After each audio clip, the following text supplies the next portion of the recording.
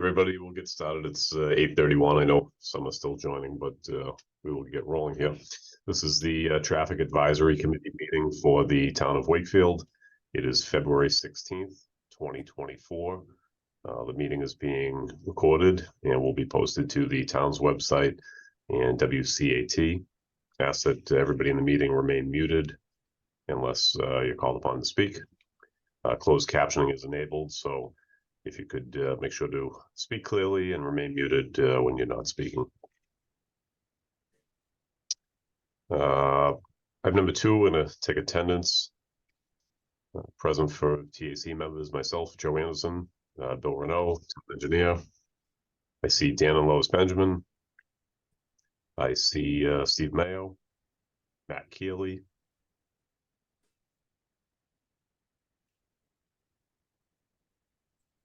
Who else am I missing?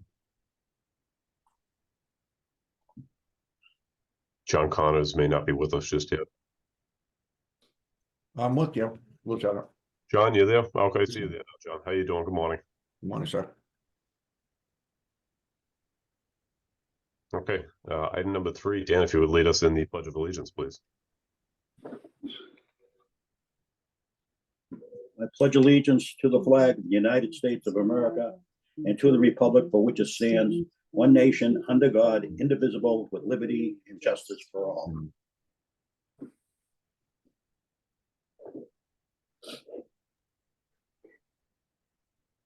Thank you, Dan. Item number 5 is a request for a no-through-way sign for Lakeshore Drive. This was a request by a resident there. I'm not sure if they're with us, but if you are with us, if you could unmute and join us this morning.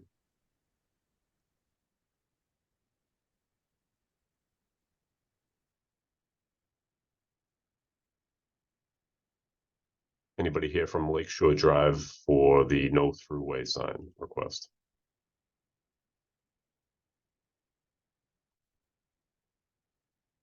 Okay, they may be joining a few minutes late. So this is a pretty straightforward request. I can present this based on the email that I received through Steve Mayo, our town administrator. In essence, they're requesting a no-through-way sign to be installed on Lakeshore Drive. Cars and trucks speeding up the hill just to make a U-turn and end up going back down the street. This is something pretty common for streets that see traffic that's trying to cut through, not realizing that there's no outlet. So I will take any questions or comments from members of TAC on this. Where exactly is Lakeshore Drive? Can you? Yeah, so Lakeshore Drive is it's along the lake. By Beaver's Cove. Yeah. Yeah, but I can see with, just people trying to follow ways and make their way around town, and construction when there is construction, that they may try to take any of those side streets. Any discussion from members of TAC on this? Joe, Lieutenant, Yes. I have spoken with Lil Dennis about this, and I do feel her pain living on a cul-de-sac myself. It's, people get screwed up on ways, and sometimes ways is wrong, and they do come up, and then they're pretty frustrated when they see they can't get through to, in that case would be to Vernon Street, I think, or Pleasant, and they come flying down the hill. So I think those signs are pretty unobtrusive. They're otherwhere in towns, and I'd suggest approval and send that to the town council for final approval. A motion by Steve Mayo to approve a no-through-way sign for Lakeshore Drive. Do I have a second? Second. All in favor? Aye. Aye. Okay, we will send that to town council for further approval. Thank you very much. All right, the next item on the agenda is our bike pedestrian plan, and I believe we have Aaron Kakinda with us as well as Bill Renault. So Bill, why don't you take it away for us? Sure, folks. Well, thanks for scheduling this meeting to discuss this. I will share my screen. All right, folks, can you all see that now? We're good? Yep, we have it. All right, cool. So, so basically, this is a response to our I think third time we've been here now, right? So, our last meeting was in November. We received some comments. I was addressing different questions from the public. Most of the stuff was really around the lake, but we also received a bunch of other comments from the town council and some of our other previous meetings. So, just quick overview. Our key goals here. So we're trying to encourage walking, biking, rolling to key destinations throughout Wakefield, establishing a plan that connects these local destinations to surrounding communities, as well as providing like convenient routes so folks can get into their locations that they're looking to go to, and then advance the town's complete streets policy. So basically, as it's written now, I'm responsible for evaluating bike and ped opportunities on every street that I pave. The intent here is to kind of narrow down the ones that I have to look at. So that will help streamline my job tremendously. So that's why we are here doing this. So we made some significant changes to the document. We had, some concerns about redundant information that we had heard from the council and some, kind of conflicts within the document. So over the past couple of months, Erin and I have taken a very deep dive into this and really have made a bunch of changes within Chapter 3, the policy recommendations, and then Chapter 4, which is the project recommendations. So Chapter 3, we consolidated a separate cross-section subgroup section into the bicycle accommodation subgroup. So bicycle accommodations, where we had all of these type of we had the different tiers with pictures and kind of explain what each tier would do. Then we had cross sections further down that kind of laid out kind of the same information. So what I ended up doing is kind of consolidating those into one. So you have a cross section and a picture outlining, what each tier really means, but then also providing additional configurations of it. So, you may put the bike lane in, on either side of parked cars if that's there. So we give examples of that, ways that you can buffer the bikes as well. So all of those are in there as options. So so folks understand kind of the full toolkit that we can use to do this. We also expanded heavily on the crosswalk and sidewalks chapters. They didn't really have a ton of information on them. So we included kind of the, things to consider as we're designing other things that you may need to implement, especially on crosswalks. So like rapid flashing beacons, which we discuss here a ton, and any other type of thing where it might be sight distance improvements or evaluating each location for sight distance, that type of stuff. So stuff that we do here all the time. So that's also included in it, so folks know that a crosswalk isn't just painting two lines. There's a lot that goes into it. We're going to include curb ramps. Typically, we can't implement them in a month. It's probably closer to 6 months because we go get a survey and do all those other things. So, so that was expanded on significantly. Sidewalk, I kind of discussed a little bit about the the requirements that we have to have in grades and slopes and all of those types of things. And then getting into our project recommendations. So kind of in the whole scheme of project, how this works, we're in the planning phase right now. That's what we're doing with this plan.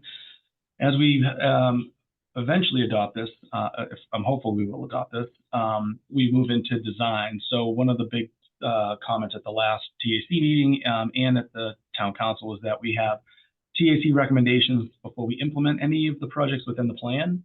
And before we go to construction. So we've definitely incorporated that into the plan. So that was incorporated into Chapter 4.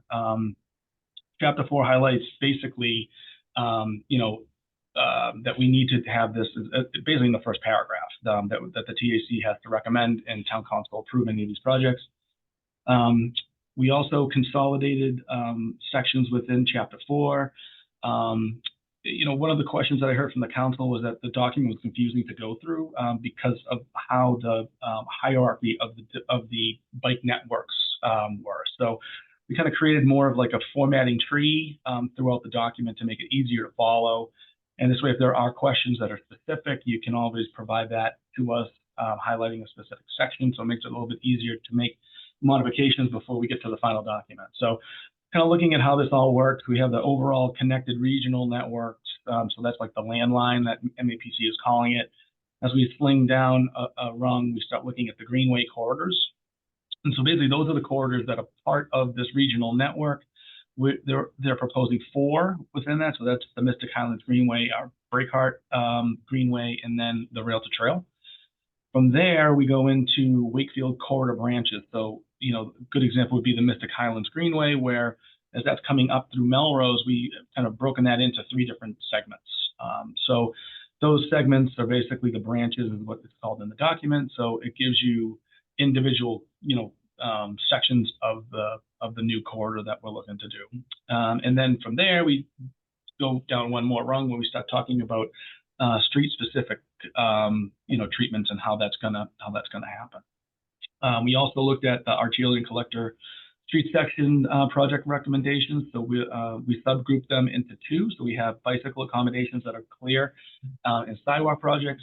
Keep in mind, these arterial and collector streets are projects that are not part of the regional network. So we kind of split that up so that's a little bit clearer to folks. So these would be projects that are on our arterial collectors, as they're recommending that as the priority for us.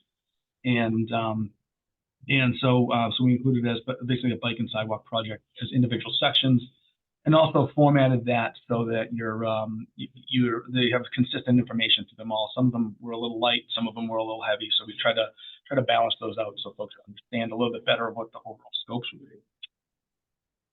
So again, this is our overall project list. I don't have a long one today because I think really we did a lot of reformatting, try to address all the changes that were requested, and I think we've hit them. So I'm happy to answer any questions on the bike and ped plan.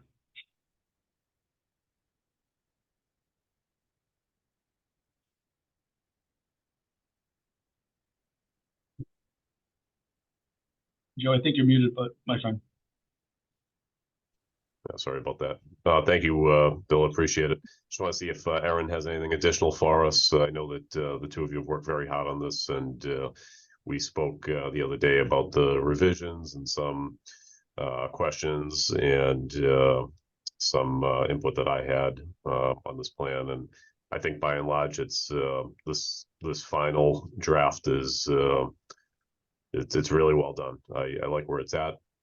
There's a lot of information in this, but it definitely cleans up a lot of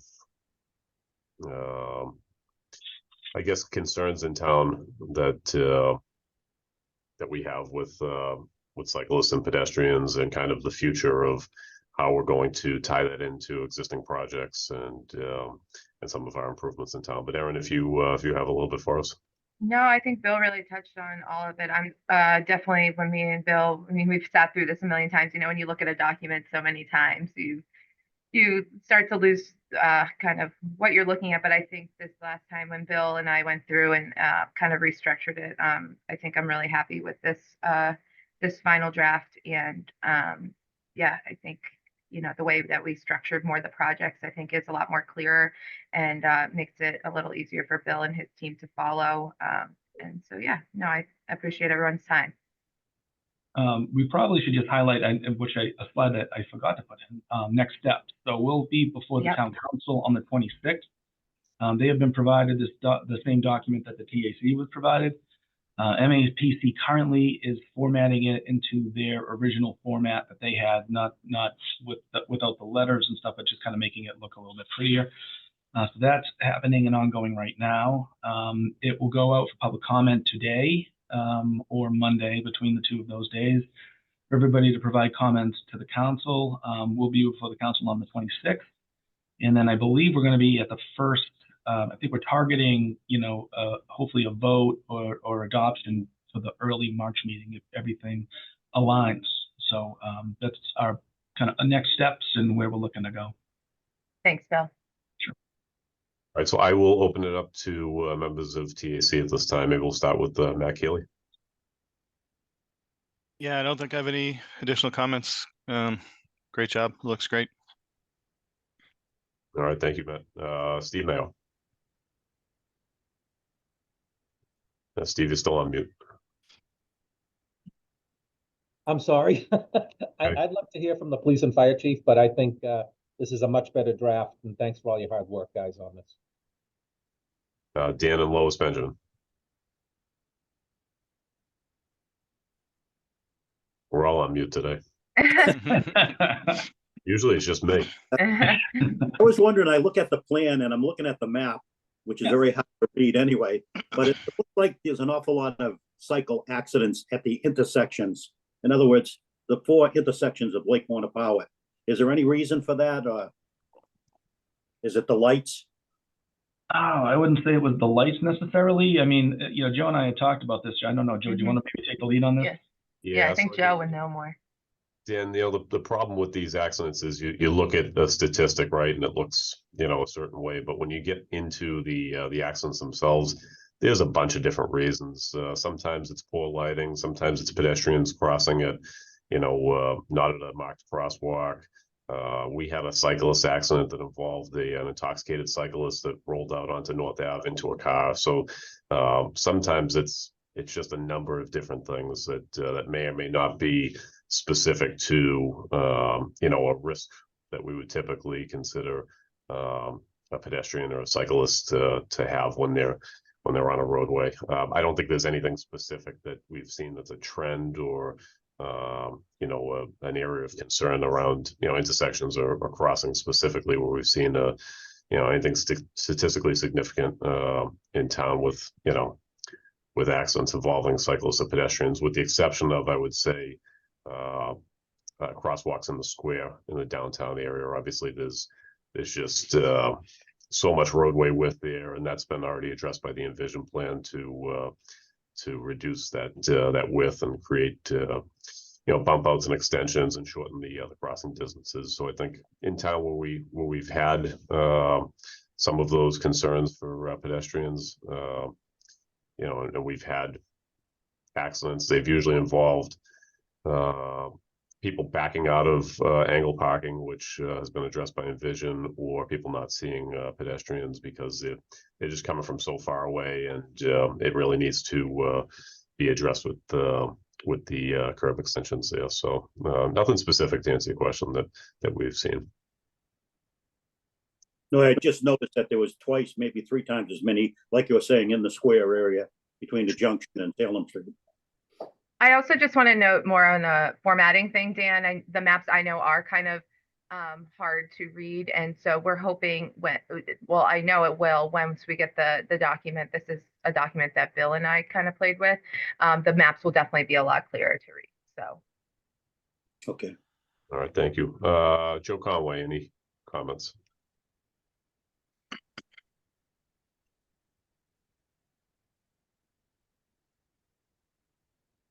Joe, you with us? All right, any other members of TAC have any comments on the plan before we turn it over to Chief Scory? All right, Chief Scory, any comments for the bike ped plan? This was a plan that in the beginning, I think needed some significant improvement. So credit to both Bill and Aaron for taking that up, that chore and making a plan here that really looks much better. So thank you for your hard work on this. I like the way it looks now. Thanks, Chief. Chief Sullivan.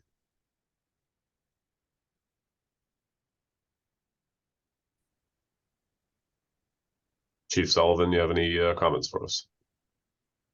I think he may. Oh, Can you hear me now? I have you. Okay. No, I agree with Chief Scory. The plan's come a long way, and it's something I can approve of now. All right, thank you, Chief. Thank you. Some of my questions and comments when Bill and Aaron and I met the other day, one was the parking around the lake. That was definitely something that we talked about early on when we looked at this.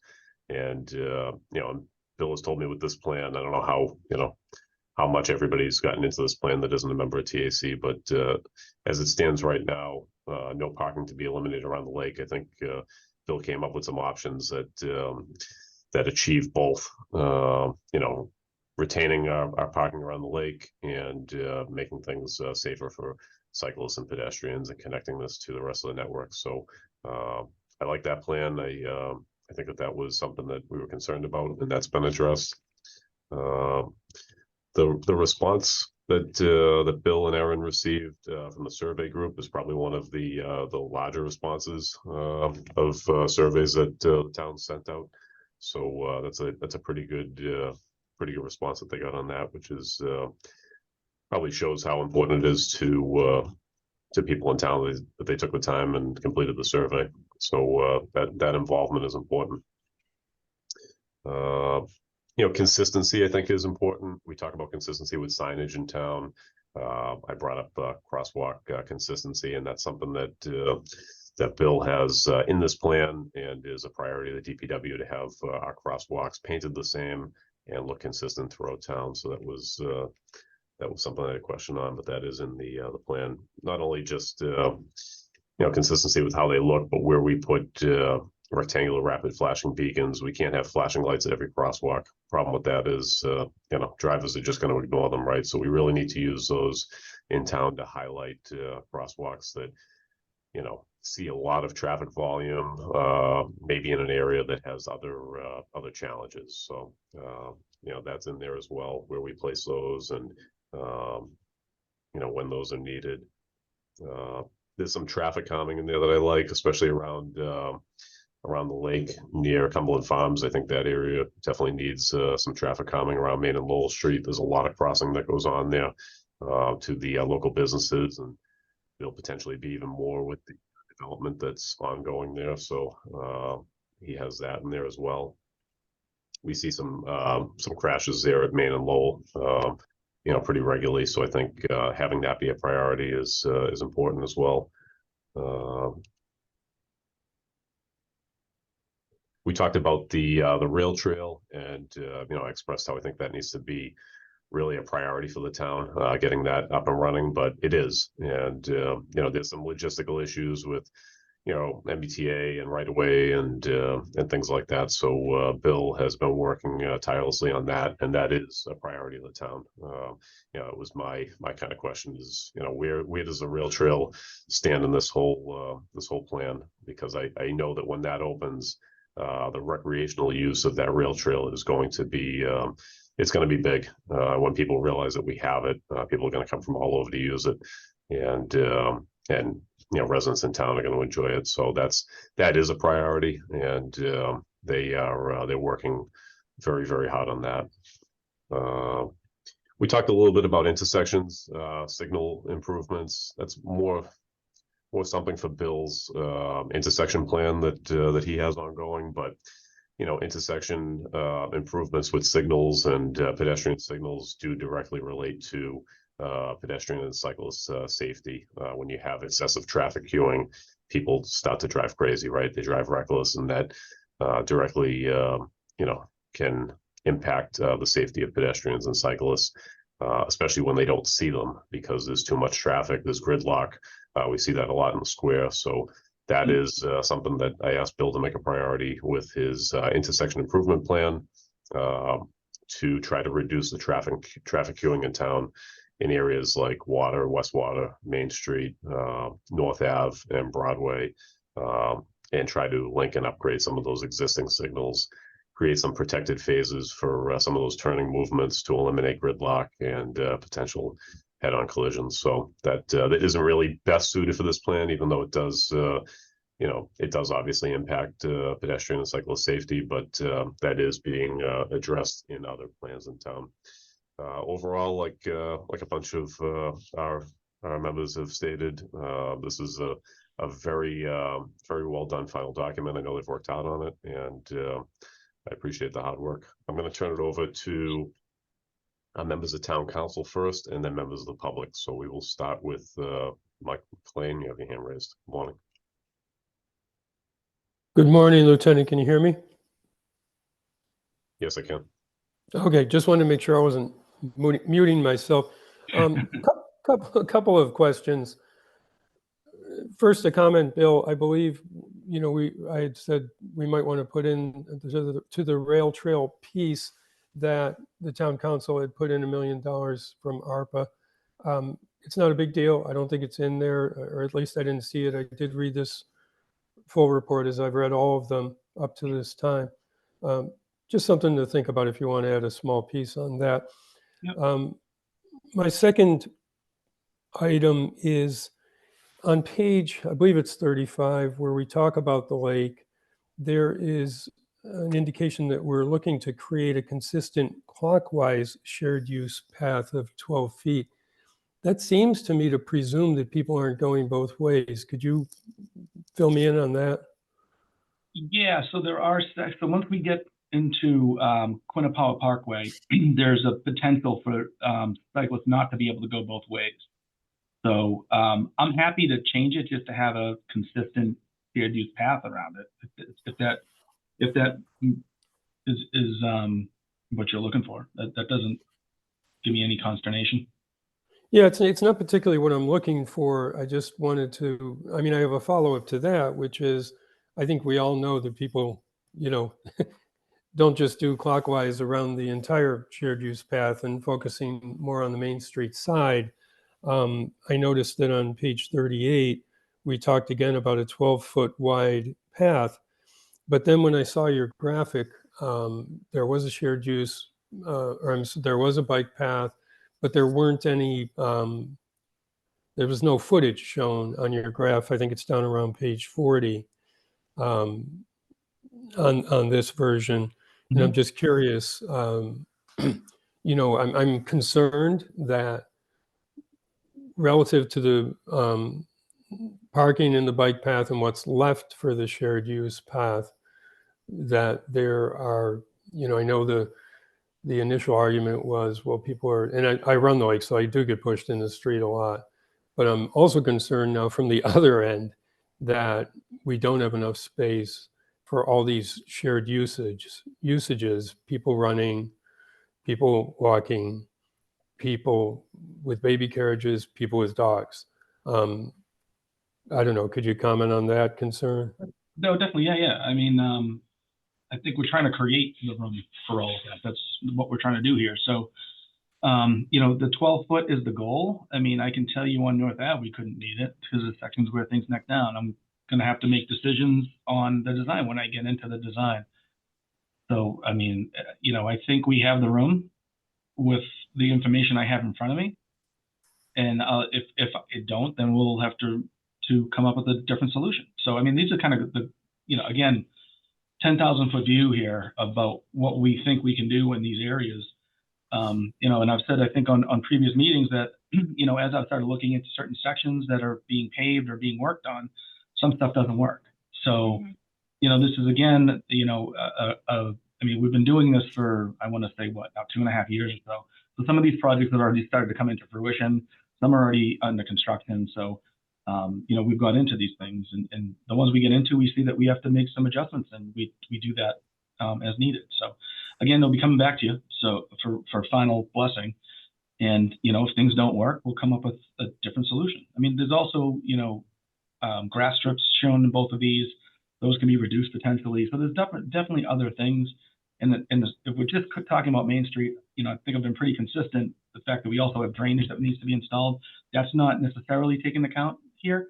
We're providing some space for that to be fixed, but, you know, we've made commitments that that's going to happen too. So, you know, all of these different, you know, issues get resolved as part of the design, not as part of the planning and overall network planning for the town. That this is, you know, up 10,000 to a 10,000-foot view. Sure. When I look at the width of streets, you know, taking Main Street going down the hill to Greenwood, I'm also curious, that appears to be from this document an area where we're not going to have a protected bike path. And it seems to me to be a pretty wide street. Could you comment on that? I mean, are we just going to have a sharrow or, you know, a moving sharrow? So are you talking past past Greenwood? Once you get to The Greenwood, Melrose branch, I think he's like the talking Melrose about. branch. Yeah, I'm talking about from the top of the hill, basically up, you know, Dunkin' Donuts all the way down to Greenwood. What are we, you know, seems like we've got, after you get out of the busy section, seems like we've got a fair amount of room down there. I was just curious, is that going to be proposed to be just a sharrow, or is it going to be, I don't see a protected bike path there. I believe they're calling it out, and it was called out as part of the plan. If it would be, Yeah, so here, it is called out that there's, considering short-term flex posts and paint installation before we do a complete build. So doing kind of like a temporary plan. And then maybe evaluating, like Bill was just saying, looking at the right of ways, seeing what makes sense of a one-way protected bike lane or a two-way protected bike lane on one side, and then creating a wider sidewalk. yeah. So I think the intent was to go shared use path from the from JJ Round up to, I want to say, where the parking starts, when the right of way next down, kind of towards the train station. So once you get to the train station, To Forest Street. Yeah, Forest Street, that's probably a better call. Yeah. So that's where we have the room, and they've called out a shared use path there. But it's also potential for, for a bike lane that's protected too. So, we can evaluate both of those. Right. And then after that, heading south, you would probably have some kind of just painted bike lane, I would imagine. No, we wouldn't be able to fit it. So they recommended to go onto these residential streets and to do like a shared street approach to get down. Which would include bicycles? It would. So the shared street's kind of more of a, it's on a low volume road. So it's highlighted in there, but it's like the lowest tier. And, essentially everyone's allowed to use the road. Nothing's striped. It's signed so folks know, that you're sharing the full road with bicycles. And, that's the approach. So it's more of a signage component and giving folks a route to get to the destination they're looking to go to. One other question is the planning on streets such as Chestnut, Emerson, Gould, Converse, Jordan Ave, etc. Is traffic calming in a previous version included speed bumps. I mean, what are we really looking at that other than signage for wayfinding for wayfarers? I mean, what are we looking at on those streets? Are we looking at churros? Are we looking at speed bumps? Do you have any indication on that? Well, Public Works isn't necessarily a fan of speed bumps in general, obviously for maintenance reasons. There are different types of traffic calming we could use, but again, that would come back as a project. So, if it wasn't safe and we're looking to deploy this section, then we would, design up a traffic calming component. It could be chicane, so you're more slaloming down the road. So it's more of like a slalom as opposed to just a straightaway with some bump outs. So there's a bunch of different options of how to do it. We would evaluate that, if we find a documented need. So again, when we're here a lot, we do these, we're doing traffic counts all the time to see if there actually is a problem or if it's a perceived problem. Most of the time we find that it's really perceived as opposed to folks actually going way over the speed limit. It may be a couple of miles an hour on the average. So that's kind of how we look to deploy it. So, I'd have to have traffic data to make a decision on what type of thing we would do. Okay, that's all I have for now, Lieutenant. Thanks very much. Thanks, Bill. Yep, no problem. Thank you. Julie, you're next. Hi, good morning. Thank you so much, especially to Bill and Aaron for staying with us for 2 years. And I think we are very close to a final document. So I don't want to get into the details. I think that Bill and Aaron have been very clear that as the designs happen, the measurements will happening, the survey, and it will come back through this body and to the town council. And I have a lot of faith that those will move forward. I do just wanted to mention 2 things for consideration, and when this comes out for public consumption, I'm happy to reiterate it. I wonder whether Chapter 3 is really policy recommendations and more design guidance. Just something to think about. You don't need to answer now. I know that my colleague, including Councilor McLean, has been very concerned that this is a policy document, not a plan document. I very much see this as a plan document. And I love the laying out of the 5 tiers for bicycle accommodations, but I think there are more design considerations than policy considerations. The bike parking part of that really is a policy recommendation and may be able to move into Chapter 4. So just something to think about. I really love the way it's laid out. but I wonder whether it's more design than policy. So, That's a good point. No, that's a yeah, good- so look at it through those lens and, you know, we can talk about it further when it comes to town council. The other thing I really like, I really love the 3 goals, the connectivity, in particular. I wonder, the chart on page 49 has a column for priority. And I think it's important that we prioritize and we think about, you know, all the goals of this plan.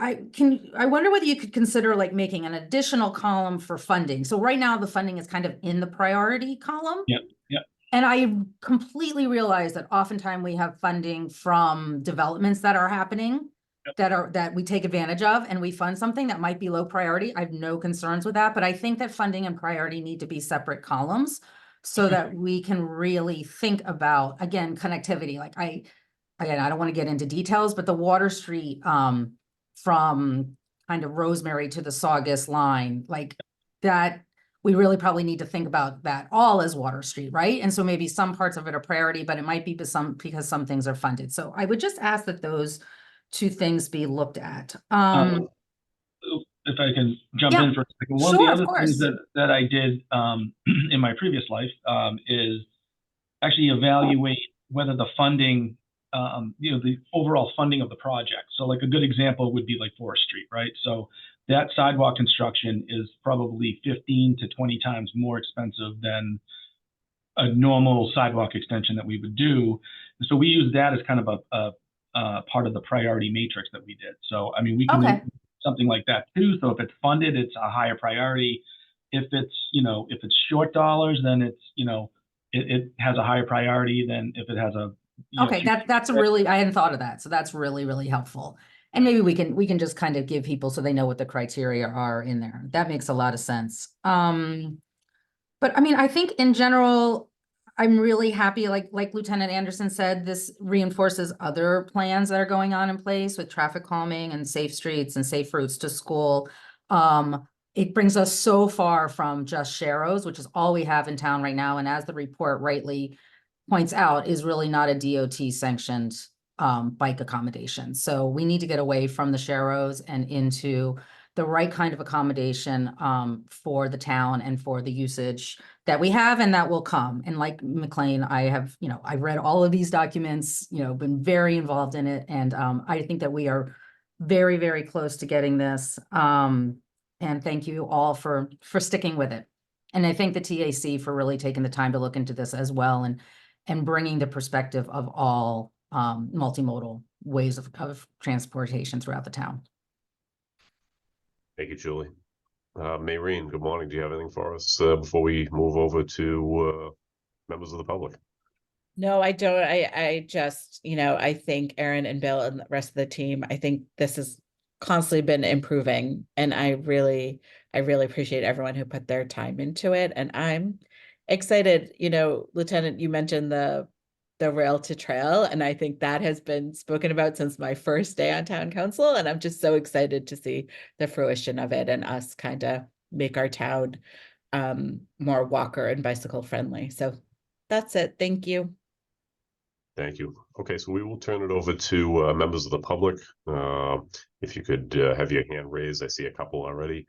Just identify yourself by name and address, and I'm going to give 2 minutes because we do have quite a few members of the public on here. So I will start with Julie. Good morning. Good morning. Thank you so much. Julie Scott, 4 Central Street. Visually, this plan is such an improvement over what has been presented in the past. Thank you so much. I hope the master plan is as easy to read as this is. As the designs happen, can they come back to this board? I love hearing that. I still wonder about the vote made by the town council in December 2022 about the flex poles on North Avenue. I didn't see them in this plan, and I would love to hear the police and fire opinion of flex poles on North Avenue. Let's see, shared use path. I've always thought it could be narrower. Maybe that's still possible. I'm concerned, as I'm a citizen and I haven't been able to read this as you all have. The policy part has always concerned me. I can't critique it specifically because I can't read it right now, but I'm not sure that a policy in one area of town, a specific piece of this plan would fit in every part of town. If you're doing, let's say, a certain thing in Greenwood, would that be automatically plopped into other parts of the community? So I know I'm not making that clear, but the policy part I'm concerned with, and I've shared that concern before. Is there any way to consider using Pleasant Street as a conduit to the rail trail? It goes in the same direction as Main Street. It's just a street or two over from Main Street, Lakeside. I've mentioned that at the Envision meetings. I'm not sure if that's in here because I can't read it. So I'm just putting that out there. And I'm so much more pleased with what I'm seeing, and I look forward to an evolving process as we move forward. Thanks so much for the changes. But I would like to hear about the North Ave work. I'm not even sure if it's in here. I can only see small Yeah, little we- report. Bill, do you Yeah, wanna we touch on that? we Thank did you, Joe. show it. Oh, I'm Thank sorry. you. Julie, go. You want me to answer that, Joe? Yes, yeah, if you would. Sure, yeah. So, so Julie, we did look at the flex post as options in there. So we showed that as a configuration. So in the tiers, I had talked about kind of showing the different ways you could configure like a protected bike lane. Some have them, some don't. So I've included it just so it's clear that sometimes you can use it, sometimes you can't. And, you know, again, I think you try to find it's all in the same umbrella for the tier. So I mean, I think we can make that as a case-by-case decision if there's a need for it in a certain area, whether it's safety or whatever it may be, or if there's another area where, you know, it doesn't make sense to use it for whatever reason it may be, we can do that too. So it provides the flexibility in there on the flex post. That's pretty good way to do it for flexing, right? There we go. Yeah, and But Bill, but my question was, the traffic advisory had not been presented with what was going to be decided on at the December 2022 town council meeting. As a matter of fact, there was an amendment from the floor that night. So the plan changed in real time. And I never heard how the police and fire felt about that proposal that was ultimately decided on that night without them there. So that's really what my question is. Oh, I'm Thank sorry. Yeah, I misunderstood. Thank you. But I would like to get feedback at some point, maybe today, maybe at another meeting, but as a taxpayer, I never heard what they felt about that proposal. And I don't feel like that night they were even, well, they weren't included in that discussion that night in December 2022. And it's going to have a dramatic effect on North Avenue. And I know there was another discussion where some town councilors may have thought they actually changed the flex pole situation, but I'm not sure that is what has happened. And I'm not clear specifically what will be put up on North Avenue this spring. Thanks so much for understanding. thanks, Julie. We have M. Nelting. If you could just identify yourself by name and address. Good morning. Good morning, Maureen Nelson, 100 Nahant Street. I just have a quick question. When will the bike head plan that is now still in draft status, when will that be finalized and placed on the town's website so residents can review it and review/read it? Yep. So Yeah. draft is going on the website either today or Monday. We'll be in front of the town council on the 26th to kind of provide them a similar update as I'm doing here. We'll probably revise it based on some of the comments we received today. And then we'd be looking for hopefully final adoption in early March. I'm not sure what the date of their first March meeting is, but that would be our goal. So you'll have an opportunity to review and provide comments to the council if you choose to for the 26th or for the early March meeting as of either today or Monday. Okay, and also I want to thank you, Bill and Erin, for all the work you've done on this. I'm sure it's been a Herculean project over the years, but thank you very much. Thank you. Thank you, Thanks. Mark. Next, John County. Good morning. Morning, Lieutenant, could you put that, the plan, I believe you call it the street mix plan that you flashed through earlier, could that be put up on screen? You Bill, talked. could you get that up there? I'm not sure which one. This one? The one, the 50-foot one, which shows the cross section of the. Oh, this thing right here? Yep, sure. I noticed the one I initially looked at and wrote about in my letter to to the traffic advisory committee, had a 60-foot area. I noticed you got it down to 50-foot now. Yeah, well, this isn't just Main Street. This is just a general cross section. Okay, so when you mean that's what you're gonna have on Main Street, though, around the lake? No. Like, Nope. yeah, Nope.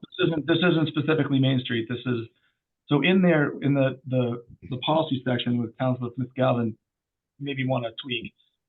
We had a series of tiers of bike accommodation. So what provides the most protection, and then, you know, as you're designing and doing this stuff, we see we try to push it to the highest protection that we can accommodate within the right of way. So this is an example of a 50-foot right of way with just with the third tier, which is just the standard bike lane.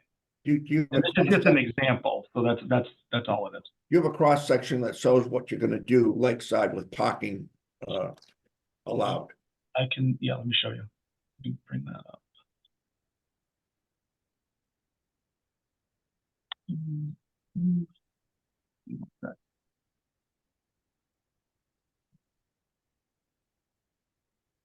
Bill, it's page 40.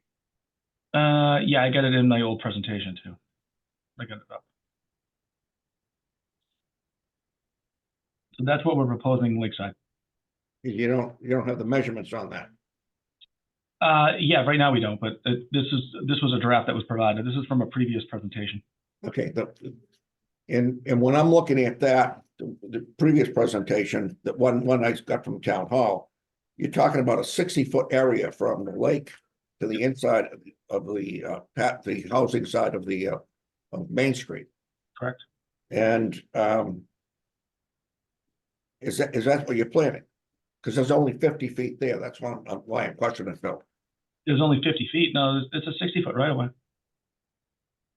I measured from the inside of the sidewalk from the properties on Main Street to the outside of the sidewalk closest to the lake, and I measured it to be 51 feet.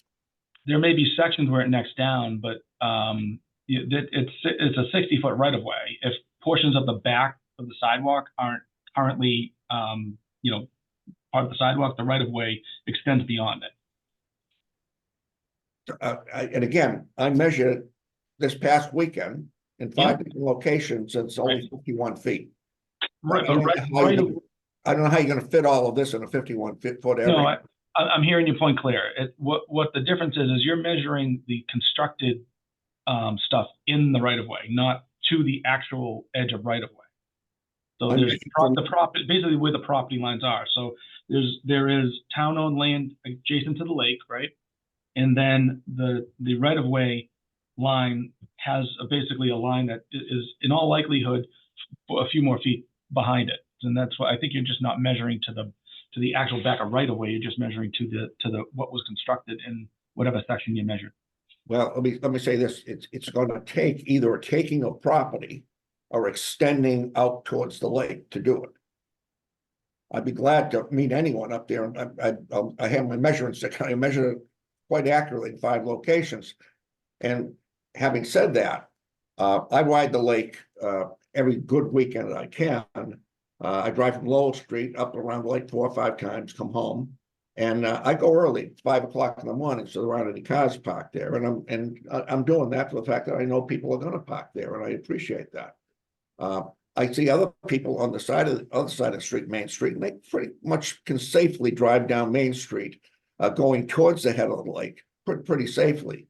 If you narrow that down any thinner than 12 feet right away, as far as the roadway is concerned, I think it's going to become dangerous. And I also think that many bicyclists today have been empowered. So if you give them less room, they're going to take over the right of the way. Yep. And as far as the issue of traffic calming. Yeah, Bill, if I could jump in, Bill, I know you probably want to continue to answer, but maybe if you could jump on a call or offline with John and continue, because I do want to give everybody a couple minutes. We've gone beyond that now. So, John, thank you, and Bill, if you want to touch base with them on that, on the right-of-way issues. Yep. Any other members of the public that would like to speak on the bike ped plan? you can raise your hand or unmute.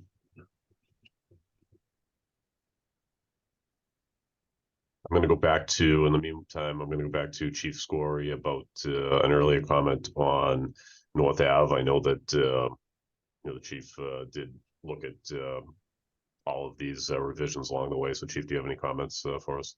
I do. I just want to answer Julie Scott's question about how I feel about the changes to North Ave. So with the 2 lanes being narrowed down from approximately 14 feet down to anywhere between 11 and 12 feet, and creating that bicycle lane, her question was about the flex poles and how I felt about those. I don't see an issue with the flex poles. I think it's a nice reflective barrier for the bicyclists. And the beauty of the flex poles is if they don't work out, they can be easily removed. It's not like we're installing a curb that would have to be excavated out. So I really don't see an issue with the flex poles. They're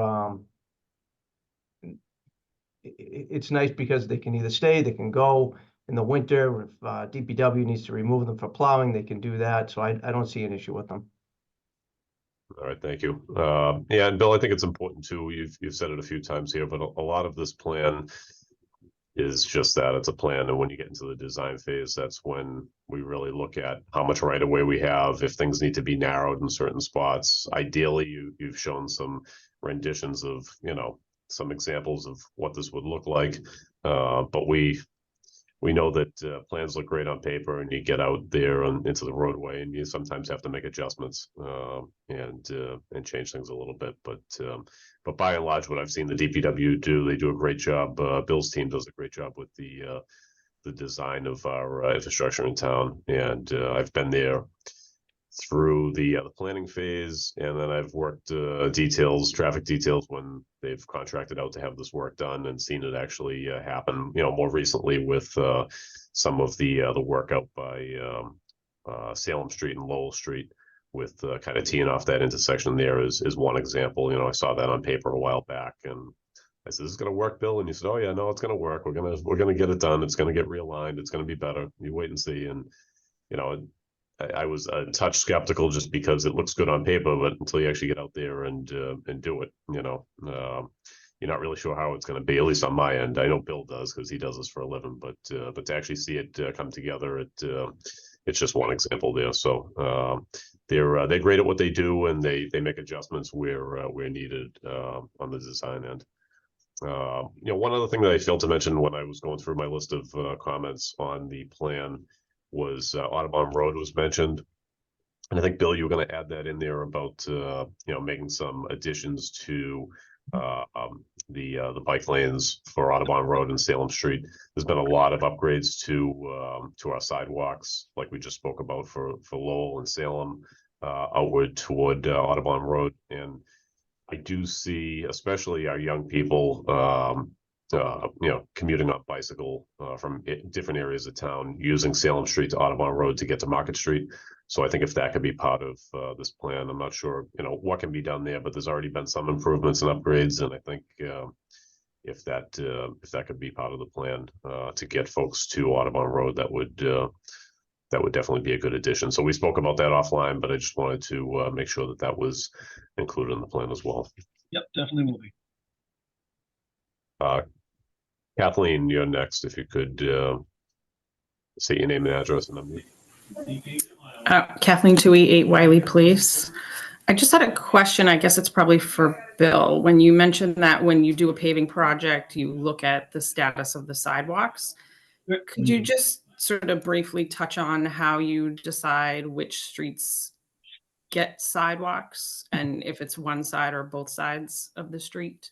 So are you talking about situations where there are none, just based on your location? I'm guessing that's what you're asking? Yeah, I mean, not necessarily my particular location, but I've looked a lot at some of the streets that lead up to our schools. Like, for instance, Water Street only has a sidewalk on one side. It's a street with a double yellow, which my understanding, the state says that should have 2 sidewalks. But there's also an issue that there's not a crosswalk. Yeah. If you walk down Water Street on the side that has the sidewalk, but you live on, say, Butler Ave, there's no crosswalk to get you across Water Street. So, but just kind of a question in general, how you decide where sidewalks go and Thank you. Okay, so yeah, so we look at we look at the usage and where folks are looking to go. The council was kind enough to provide us some ARPA money to do some sidewalk extensions where we identified a bunch and had a public meeting to discuss which ones we were going to do. Most of them were included within this plan for the extension ones. We're also looking at whether it's constructible or not. That's another piece of it. The section you're talking about has a huge ledge outcrop that is, the cost to install that last section would be probably 5 times the cost of the actual sidewalk to run, a half a mile. So, that doesn't become financially feasible. We just did an extension on Montrose to get those folks so that they can get down to the high school and to the Woodville. Then we also are doing one on the Han Street that'll do the same idea to pick up some of those neighborhoods. So when there are gaps in the neighborhoods, we're looking to make that happen for sure. I mean, if it's a crosswalk request because folks can't get from that street, to continue down Water Street, that's kind of a different request, but something that we would definitely look into. And we try to look at them as we're paving streets, but that section was paved prior to me being here. We've been looking at that going forward, and we make upgrades to crosswalks and to curb ramps and all of that stuff for every project we pave now. So. Thanks, Bill. Any other members of the public before we close this agenda item out? Because I do need to get back to one item that we skipped over in the interest of time. We skipped over public engagement on other issues. So.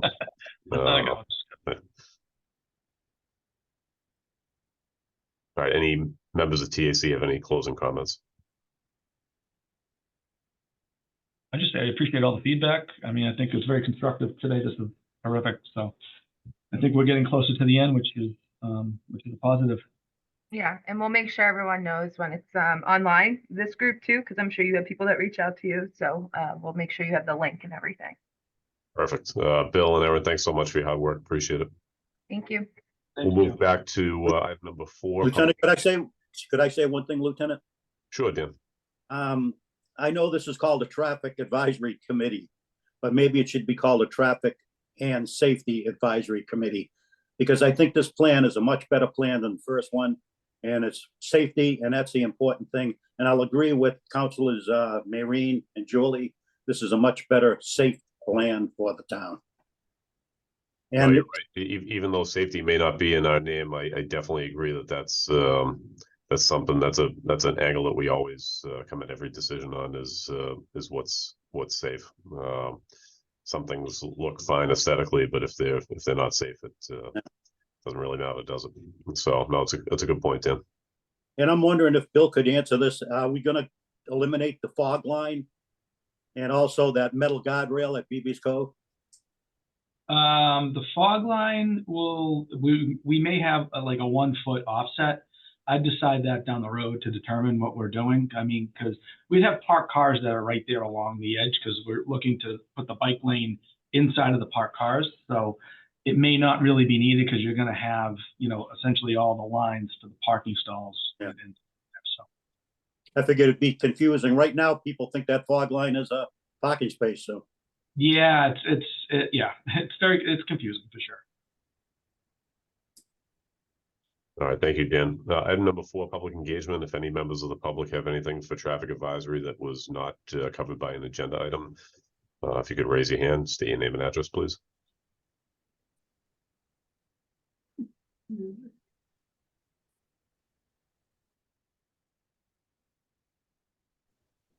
Any members of the public have anything for traffic advisory for public engagement?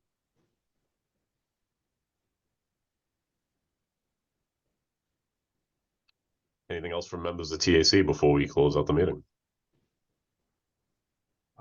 Lieutenant? Yes. I wasn't given an opportunity to respond about the flexible poles. I'm sorry, Chief. It's okay. We have very little experience with them, to be completely honest. And I think as long as the spacing is well thought out and the fact that they are removable and can be removed like during the winter and so forth, I think that would be, something we can definitely try and adjust as necessary. I appreciate that. Thank you. Yeah. Mr. Mayo. Yes, I would just suggest to the police chief and to the fire chief that either he or their designee could be at the town council meeting on the 26th in case any questions come up on the presentation. And why don't you put the 11th on your calendar too? But thank you. I assume you guys knew that was coming. All right, thank you. Do I have a motion to adjourn the meeting at, what time are we at? 9:31. So moved. All in Second. favor? All right, thank you, everybody, and we will see you next month. Awesome.